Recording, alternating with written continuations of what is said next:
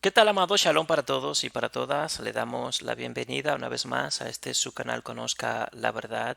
Le damos gracias al Eterno que nos da el privilegio de poder compartir con usted el conocimiento de su palabra. Deseamos que el Eterno bendiga a nuestros hermanos y a nuestros amigos que nos visitan a través de este canal. Y le invitamos a que si usted no se ha suscrito a nuestro canal, entonces aproveche y suscríbase, apóyenos, dele like, active la campanita de notificaciones para que le lleguen automáticamente nuestros estudios. Y si desea compartirlo, compártalo con todas las personas que usted desee. En esta oportunidad nosotros vamos a estar hablando acerca del Mesías judío, puesto que dentro del cristianismo hay un concepto acerca de un Jesús cristiano. Queremos hablar brevemente sobre algunos conceptos principales acerca de el Yeshua judío. Y vamos a estar hablando de lo que es la necesidad de la restauración de las dos casas de Israel. Vamos a hablar también acerca de las ovejas perdidas de la casa de Israel. Hablaremos también acerca de lo que es el legalismo, específicamente para los tiempos de Yeshua. Y vamos a hablar también, por último, sobre un concepto que se maneja hoy en día dentro del cristianismo, de decir y enseñar que el judaísmo que se predicó o que se enseñó para los tiempos de Yeshua caducó, fue abolido. Vamos a ver entonces, conforme al contexto histórico, si esto es real o no.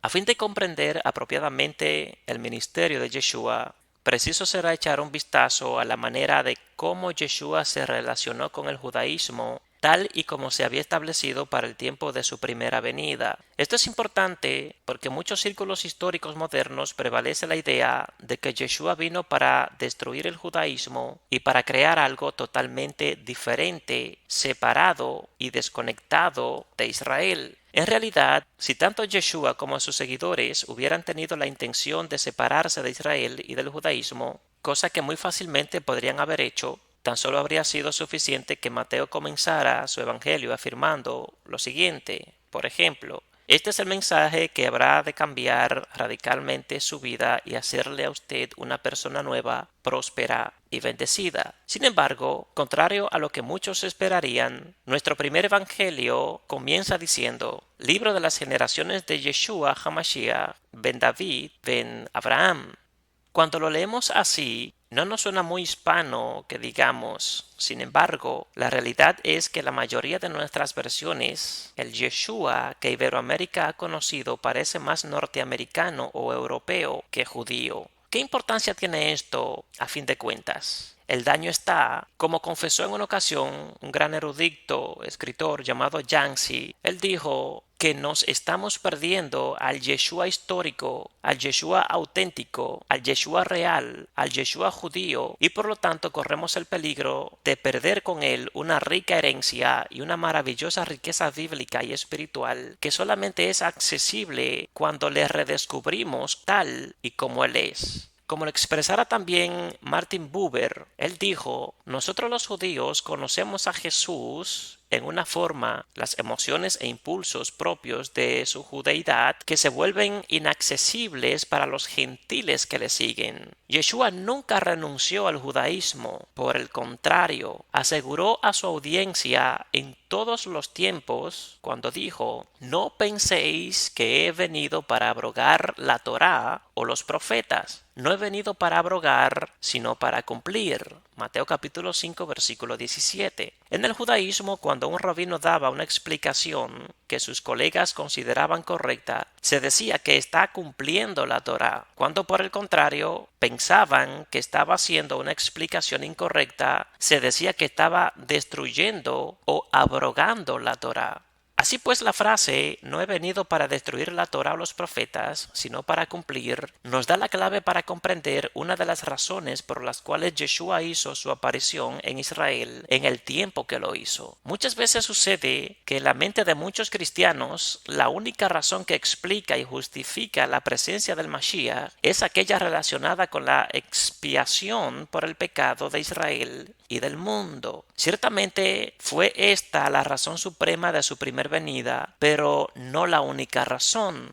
Hubo otras profecías que tenían que ser cumplidas y otras promesas dadas por el Eterno en el pacto abrahámico que debían ser alcanzadas también. Una de ellas fue la de la restauración del judaísmo como religión y como cultura revelada por el Eterno para Israel. ¿Por qué el judaísmo pluralista de la época de Yeshua necesitaba ser restaurado? La respuesta a la pregunta llenaría todo un libro, sin embargo, mencionaremos tres razones fundamentales. Primero, porque la pluralidad extrema es peligrosa. El pluralismo confunde y cierra el camino. Si hay algo que Hasatán usará para intentar extraviar a las ovejas del Eterno, será siempre la proliferación de denominaciones. Cuando nos damos cuenta que dentro del cristianismo, por ejemplo, tenemos cientos de denominaciones diferentes, entonces nos damos cuenta de la importancia de ser partícipe de un proceso de restauración urgente que debe tener lugar si los cristianos realmente anhelan ser testigos eficientes ante el mundo. Esta unidad esencial no significa ecumenismo liberal ni jerarquía denominacional, sino el desarrollo apremiante de una profunda unidad existencial que dé sentido de pueblo, de nación y de cultura, que exponga en la práctica lo que ya legalmente ha sido establecido por el propio Mashiach. Yeshua vino entonces para reunificar y restaurar su ruego cuando dijo, para que todos sean uno, en Juan capítulo 17, versículo 21, establece allí dicho principio. Si bien es cierto que existe una diversidad en la unidad debe ser vista claramente. El judaísmo estaba convirtiéndose en algo tan vasto que corría el peligro de hacerse vano y Yeshua como Mashiach de Israel vino para reunificarlo y restaurarlo. En segundo lugar, Yeshua vino para buscar las ovejas perdidas de la casa de Israel, según Mateo capítulo 15, versículo 24. Como hemos visto, la desaparición física de Israel hizo perder la herencia de la tierra a todos los efraimitas o israelitas norteños que fueron esparcidos entre todas las naciones. Según la Torá, cuando un israelita perdía una herencia, su pariente más cercano debía redimirlo de tal manera que la herencia que le había sido dada regresara a su dueño original. Esto fue lo que ordenó el Señor por medio de Moisés. Cuando tu hermano empobreciere y vendiere algo de su posesión, entonces su pariente más próximo o más cercano vendrá y rescatará lo que su hermano hubiere vendido, según Levíticos capítulo 25, versículo 25. En el evento cuando no pueda ser rescatado de ninguna forma, deberá entonces esperarse hasta el año del jubileo, cuando el Eterno mismo devolvería la herencia perdida, según Levíticos capítulo 25, versículo 28. Siendo que el pacto de Jeroboam fue roto y la casa de Israel desheredada del convenio, según Oseas capítulo 1, versículos 6 y 9, solo mediante la intervención de un redentor de la misma familia, la herencia perdida podía ser restaurada. Como todos los del norte fueron echados de la tierra, la única posibilidad sería que alguien de la casa de Yehudá, el pariente más cercano, pudiera servir de redentor para devolver a Efraín su herencia. El Eterno profetizó que esta oportunidad será dada a la casa de Israel por medio de la intervención de ciertas provisiones en el pacto renovado para que las promesas del pacto abrahámico fueran finalmente alcanzadas. En efecto, el profeta Jeremías previó el día cuando la casa de Israel o los israelitas norteños que habían abandonado la Torá y tenido los mandamientos del Eterno por cosa extraña, según Oseas capítulo 8 versículo 11 y 12, serían traídos de vuelta a la Torá y los mandamientos del Eterno, los cuales serían fijados para siempre en sus mentes y en sus corazones. Ciertamente tanto la casa de Yehudá como la casa de Israel faltaron al convenio, pero el pecado de Yehudá fue diferente al pecado de la casa de Israel. Yehudá no rechazó nunca la Torá, ni dio la espalda a Jerusalén, ni a David su rey. Miremos el diagnóstico del Eterno. Me rodeó Efraín de mentira y la casa de Israel de engaño. Yehudá aún gobierna con el Eterno y es fiel con los santos, según Oseas capítulo 11, versículo 12. Como es evidente, aunque ambas casas pecaron e invadieron el pacto, hubo una diferencia notable entre las dos que el Eterno podía distinguir. Contrario a Yehudá, Israel rechazó la Torá, a Jerusalén y a David. ¿Qué parte tenemos nosotros con David? No tenemos heredad en el hijo de Isaí, según Primera de Reyes capítulo 12 versículo 16. Así pues, el pacto renovado tendría que ser necesario para ambas casas de Jacob, pero en un sentido especial, la casa de Israel tendría que ser traída de vuelta a la Torá, a Jerusalén, y David de donde se había desconectado. En su gracia, el Eterno hizo una provisión especial para ellos. Esto es lo que profetizó Jeremías para los efraimitas. Este es el pacto que haré con la casa de Israel después de aquellos días, dice el Eterno. Daré mi ley en su mente y la escribiré en su corazón, y yo seré a ellos por Dios, y ellos me serán por pueblo, según Jeremías capítulo 31, versículo 33. Siendo que la casa de Israel, que había perdido su pacto con el Eterno, sería restaurado por un pariente cercano que el Eterno mismo enviaría, esto es el Mashiach, de la misma manera todos los gentiles que no habían tenido pacto alguno previamente con el Eterno y que estaban precisamente sin el Eterno, sin pacto, sin promesa y sin esperanza, según Efesios capítulo 2, versículo 12. Es decir, en el mismo estatus que ahora tenía la casa de Israel, quien había sido privado de la herencia con la restauración de los efraimitas por parte del Mashiach, recibirían también la oportunidad de venir a formar parte de Israel y del convenio santo. Por lo tanto, Yeshua es enviado primeramente a la casa de Israel como redentor de su pueblo para establecer las bases legales que permitían que las provisiones del nuevo pacto, tanto para Yehudá como para Israel, sean cumplidas. Es sumamente interesante que en un comentario judío muy antiguo se habla del Mashiach como la luz de quien el Eterno mismo dice: este es el Mashiach y su nombre es Efraín, el Mashiach de mi justicia.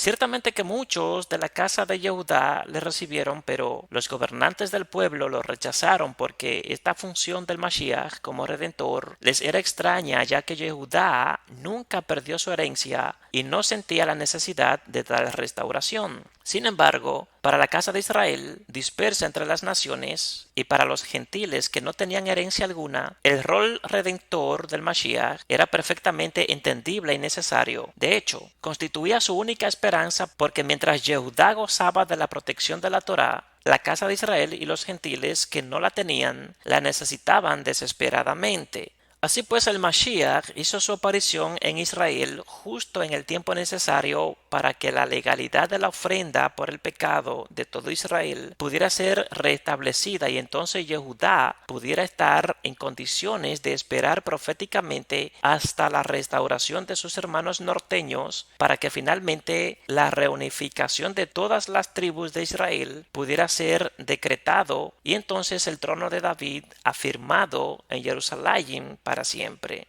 Esto no significa en manera alguna que los de la casa de Yehudá no podrán ser salvos desde ahora. Ciertamente que sí lo fueron durante los días de Yeshua y lo han sido desde entonces y lo tendrán que seguir siendo, pero como individuos, no como nación o como casa. La redención nacional de todo Israel deberá esperar hasta que las ovejas perdidas y dispersas individualmente de la casa de Israel sean encontradas, traídas de vuelta a la Torá, y Jerusalén, entonces las condiciones proféticas sean dadas para la restauración y reunificación final de ambas casas. Yeshua en su primera venida hizo posible que esta exigencia profética contemplada en el pacto abrahámico fuera establecida. Interesantemente, uno de los eruditos, llamado Pinhas Lápide, en uno de sus estudios judíos ortodoxos más importantes del siglo, considera que la resurrección histórica de Yeshua tomó lugar realmente para establecerlo como Mashiach de los gentiles, no de los judíos. Con razón podría uno preguntarse, ¿se habrá dado cuenta que la casa de Efraín se volvió gentil y que necesitaba ser restaurada al pacto primero que la casa de Yehudá? No nos confundamos. La muerte y resurrección de Yeshua es válida tanto para Yehudá como para Efraín, como para el resto del mundo. Pero la acción profética del Eterno sigue un orden establecido en el pacto abrahámico y en los pactos subsiguientes que sobre el abrahámico se levantaron. Según estos, antes de la salvación de todo Israel como nación, ambas casas separadamente tendrán que ser restauradas como al principio. Ahora bien, ¿qué es el legalismo? El legalismo había venido convirtiéndose en un sistema legalista que se hizo intenso y evidente precisamente en el momento cuando Yeshua hace su aparición pública. Legalismo significa pretender que guardando mecánicamente los mandamientos del Eterno, sin fe, sin la motivación interior apropiada, sin un corazón contrito y humillado, podemos estar bien con el Eterno. El legalismo implica que podemos ganar puntos o créditos con el Eterno para nuestra justificación por medio del cumplimiento de ciertos deberes o la realización de ciertas ceremonias que nos hagan parecer justos a los ojos del Eterno y a los de nuestro prójimo. Legalismo es un sistema de permuta o trueque por el cual le ofrezco al Eterno mis propias justicias personales a cambio de su aceptación, lo cual produce un estilo de vida basado en la justicia personal y no en la justicia ofrecida por el Eterno a través de la Torá al que la recibe por fe, no por obras u obediencia mecánica. Como dijimos al comienzo de esta obra, uno de los más graves problemas que enfrentaron tanto Yeshua como los apóstoles fue el legalismo. Yeshua vino entonces para rescatar el judaísmo de la perversión legalista al que lo habían sometido las diferentes escuelas de pensamiento establecidas en Israel para aquel tiempo. Él no vino para destruir el judaísmo, sino para purificarlo de las interpretaciones y aplicaciones equivocadas que los rabinos a lo largo de los años habían estado introduciendo. De haber continuado así, el judaísmo se habría convertido no en una cultura revelada, sino en un sistema inventado para satisfacer las demandas de una escuela de pensamiento determinado que eventualmente apartaría a Israel del verdadero camino y de la verdadera cultura que el Eterno les había transmitido por medio de los profetas. Este judaísmo legalista estaba cerrando la puerta al pacto abrahámico, a las ovejas perdidas de la casa de Israel y a los gentiles, exigiendo como requisito el tener que guardar los mandamientos de la Torá como explicados por cada partido para poder tener entrada al pacto y a la nacionalidad de Israel. En otras palabras, el judaísmo corría el peligro de convertirse en un sistema cerrado que no podría jamás ser instrumento apropiado para servir de modelo cultural a todas las naciones del mundo, y de esta manera frustraría el propósito del Eterno de hacer de Israel un instrumento de salvación a todos los términos de la tierra. El judaísmo estaba convirtiéndose entonces solamente en algo estrictamente nacional, en una forma de cultura extremadamente cerrada y egoísta que sería inaplicable al resto de las naciones del mundo. Yeshua llegó a su tiempo para salvar al judaísmo a fin de que pudiera servir como estilo de vida lo suficientemente capaz de abrazar en su seno a todos aquellos que serían herederos de la promesa. Su frase, «Venid a mí todos los que estáis trabajados y cargados, y yo os haré descansar. Llevad mi yugo sobre vosotros y aprended de mí que soy manso y humilde de corazón, y hallaréis descanso para vuestras almas, porque mi yugo es fácil y ligera mi carga», según Mateo capítulo 11, desde el versículo 28 al 30, estaba apuntando ciertamente a este hecho. En el judaísmo, yugo significa primeramente la obediencia a los mandamientos del Eterno. En ninguna manera implica algo que te destruye o que te esclaviza, sino algo que te libera y que te protege. Pero el judaísmo de este periodo había hecho de los mandamientos un yugo que ni nuestros padres ni nosotros mismos hemos podido llevar, según Hechos capítulo 15, versículo 10. El yugo opresor no eran los mandamientos, porque los mandamientos producen libertad, según Salmo capítulo 119, versículo 45, sino la innumerable opresión impuesta por la manera en cómo los mandamientos habían sido interpretados y obligados a cumplirse, de tal manera que lo que fue dado para el gozo, la libertad, la paz y la emancipación, se había convertido en un férreo sistema opresivo que pervertía la Torá y amenazaba con hacerla inservible e impráctica, al punto que todo el mundo vivía en el temor de constantemente quebrantarla. Yeshua intervino y corrigió ese judaísmo para hacerlo accesible a toda la comunidad mesiánica que sería formada en breve alrededor de su persona como estilo de vida válido tanto para Israel como para todos los ciudadanos del reino. La frase «mi yugo es fácil» significa que su interpretación de la Torá sería accesible a todos sus seguidores, tanto los de Yehudá como los de Israel como los del resto de las naciones. Debemos recordar que era la enseñanza rabínica que cuando el Mashiach viniera, aclararía e interpretaría correctamente la Torá, al punto que el propio Talmud enseña que el Mashiach sería el único que tendría la autoridad para cumplir, cambiar y mostrar el verdadero significado de la Torá. Yeshua entonces no hizo otra cosa que tomar sobre sus hombros la tarea de dar la verdadera interpretación de la Torá y de conducirla a su plenitud de significado y expresión gloriosa. Su afirmación, «No penséis que he venido para abrogar la ley o los profetas», no he venido para abrogar, sino para cumplir, que mencionamos previamente, identifica uno de sus roles mesiánicos más hermosos. Aquí sería bueno recordar que el término cumplir, desde una perspectiva hebrea, significa llevar a su máxima expresión una cosa, de hacerla absolutamente total y completa. En otras palabras, preservar el verdadero significado de un mandamiento, mostrar la intención original que estuvo en el corazón del Eterno cuando fue dado y las acciones necesarias para que ese mandamiento sea mantenido y aplicado como un estilo de vida que te traiga libertad, protección y prosperidad. Así que Yeshua viene para traernos la correcta interpretación y el correcto entendimiento de la Torá a fin de que sus seguidores tengamos realmente el auténtico consejo del Eterno, lo que estaba en su corazón cuando nos entregó la Torá. Cada vez que el judaísmo se apartó de ese consejo del Eterno, Yeshua lo corrigió. Cuando el judaísmo lo interpretó correctamente, Yeshua aplaudió y lo respaldó. Así pues, Él no vino para destruir el judaísmo, sino todo lo contrario, para salvarlo. La no comprensión de estos hechos ha llevado a muchos cristianos a cometer un grave error, el de pensar que la aparición del Mashiach significó el fin de Moisés, el fin de la Torá y la abolición del judaísmo. Algunos textos de las Escrituras son tomados e interpretados tradicionalmente como que Yeshua se opuso y condenó el judaísmo de su época y declaró abrogada la Torá. Quizá el más importante y conocido de todos esos pasajes es el de Romanos capítulo 10 versículo 4, cuando dice, porque el fin de la ley es Cristo. Realmente esto no es lo que estaba en la mente de Rav Shaul cuando escribió eso. El término traducido fin es la palabra griega telos, y telos significa aquí no fin en el sentido de terminación o conclusión, porque ya ha sido dicho que se seca la hierba y se seca la flor, pero la palabra del Eterno nuestro permanece para siempre, según Isaías capítulo 40 versículo 8.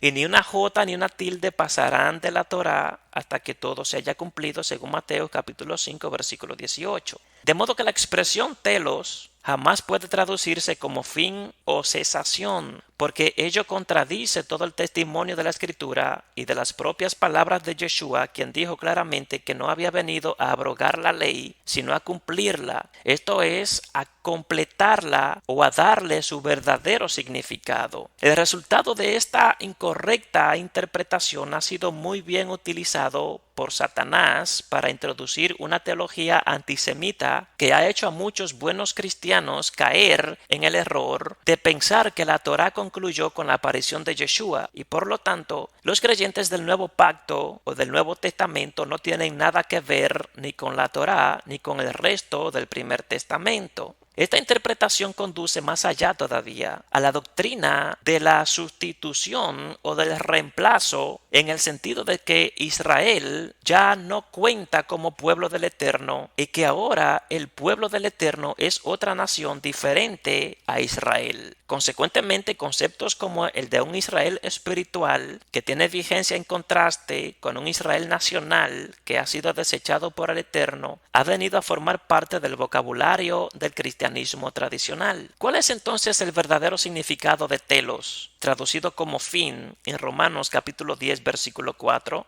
De acuerdo al léxico griego del Nuevo Testamento realizado por los eruditos Aaron y Gingrich, la palabra telos, usada 42 veces en el Nuevo Testamento, puede significar fin o cesación solamente 4 o 5 veces en los siguientes pasajes como Marcos 3:26, Lucas 1:33, 2 de Corintios 3:13, Hebreos 7:3 y 1 de Pedro 4:7. El resto de las veces, incluyendo Romanos capítulo 10 versículo 4, su verdadero significado es meta o propósito. La palabra es utilizada en Santiago capítulo 5 versículo 11, donde leemos lo siguiente: habéis oído de la paciencia de Job y habéis visto el fin del Eterno. A nadie se le ocurrirá pensar que aquí la palabra fin significa cesación o terminación del Eterno. pero significa la meta o propósito que el Eterno tenía al permitir el sufrimiento de Job. Esta misma palabra es la que aparece en Romanos capítulo 10 versículo 4. Por lo tanto, lo que Rav Shaul está afirmando aquí es que el propósito o la meta del Eterno al darnos la Torá es de llevarnos al Mashiach. En otras palabras, que la Torá o la ley nunca fue dada para que, guardando legalísticamente sus mandamientos, fuéramos justificados delante del Eterno, sino todo lo contrario, para mostrar a aquel de quien la justicia prometida por la fe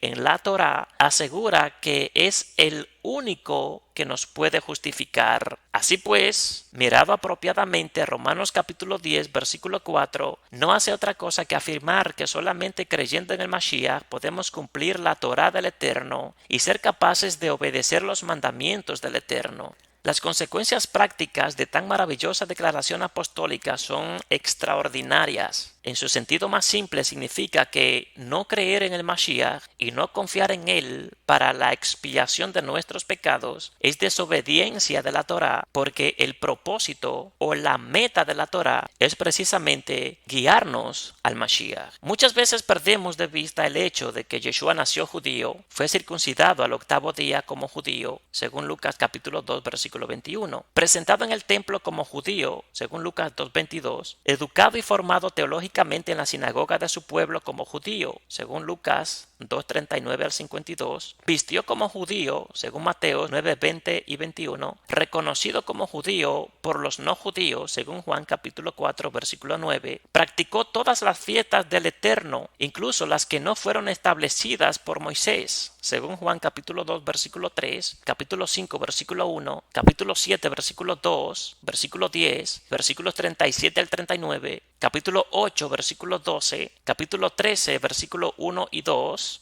apoyó las contribuciones al templo de Jerusalén, según Mateos capítulo 17 versículo 24 al 27, y no permitía que nadie anduviese por las áreas sagradas llevando utensilio alguno, según Marcos capítulo 11 versículo 16. Celebró la Pascua siguiendo incluso el ritual establecido por Hillel, que incluía un lavado o purificación, 4 copas de vino, algunos cantos y oraciones especiales, y el uso de la tercera copa luego de haber comido el cordero como copa de redención, según Mateos capítulo 26 versículo 17 al 29 y Lucas capítulo 22 versículo 20, nada de lo cual fue ordenado por Moisés. No desobedeció a las instituciones establecidas por el Eterno, ni a los que estaban en eminencia, y mientras que guardaba silencio en su juicio para expresar de la manera más digna de un judío su desacuerdo con la injusticia que se cometía, no obstante, cuando el sumo sacerdote le ordena que hable, obedece en estricto cumplimiento de la Torá, según Mateo capítulo 26 versículos 62 al 64 y Éxodo 22 versículo 28. Murió judío, fue sepultado como es costumbre sepultar entre los judíos, según Juan capítulo 19 versículo 40, y resucitó reconocido como judío, según Lucas capítulo 24 versículo 30 a 31. Después de resucitado le vemos seguir vistiendo como judío y comiendo kasher como judío, según Lucas 24, 39 43, y asegurándose que ni Jerusalén ni Judea fueran olvidadas por sus discípulos, según Lucas capítulo 24 versículo 47, Hechos capítulo 1 versículo 8. Una vez ascendido, se apareció a Rav Shaul como judío y hablando en hebreo, según Hechos capítulo 26 versículo 14, así como a Juan en Patmos, según Revelación o Apocalipsis capítulo 1 versículo 9, donde aparece rodeado de figuras típicas del templo judío, según capítulo 1 versículos 12 y 13, anticipando una boda judía, capítulo 19 versículo 7, sellando a 144,000 de entre las tribus de Israel, capítulo 7 versículo 1 al 8, estableciendo el reino en Jerusalén, capítulo 21 versículos 2 y 10, en cuyas puertas fue colocado el nombre de cada una de las 12 tribus, capítulo 21 versículo 12, y que atestigua la legitimidad de la revelación dada afirmando venir del Dios de los espíritus de los profetas, según capítulo 22, versículo 6, todos los cuales fueron israelitas. Desconectarse de este hecho es privarse del verdadero Yeshua judío, de Yeshua. Como dijimos al principio de esta obra, cuando sacamos a Yeshua de su contexto histórico, lo perdemos realmente en una de sus dimensiones más importantes para comprender al hombre y sus enseñanzas. Como lo ha dicho un erudito moderno cuando dijo: nada sería más fácil que tratar de separar el judaísmo que Yeshua predicó en el templo, en las sinagogas y por todas partes, de los relatos de los evangelios. La verdad es que los evangelios y su completo contenido están profundamente enraizados en la tradición judía y en los internos de renovación y purificación que habían sido manifiestos en Palestina por casi 2000 años. Hasta aquí llegamos con este estudio. Deseamos que haya sido de bendición para usted y para su vida.